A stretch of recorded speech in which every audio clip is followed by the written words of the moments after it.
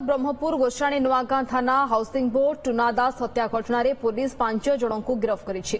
अभियुक्तों जबत होइछि 4टी खंडा। अभियुक्त माने होइछंती बड़बजार लापुरसी colony R Mohan Rao, R Ravi Rao एवं निमखंडीर पपुन नायक, लक्ष्मी नरसिंह साहिर बंशीधर साहू एवं हाउसिंग बोर्डर सूरज कुमार।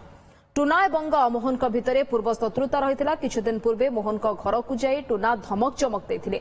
एने थाना रे एक मामला रुजु करा जायतिला। आपोष समाधान भी होइतिला।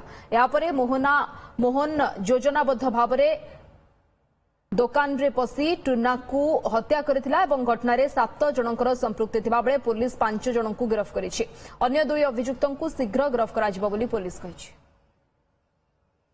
टुना दास गोटे वेटरान क्रिमिनाल थिले। तांको नारे 13टा केस पेंडिंग थिला। तो तांकर पर्सनल राइवलरी थिला मोहन राव संगरे।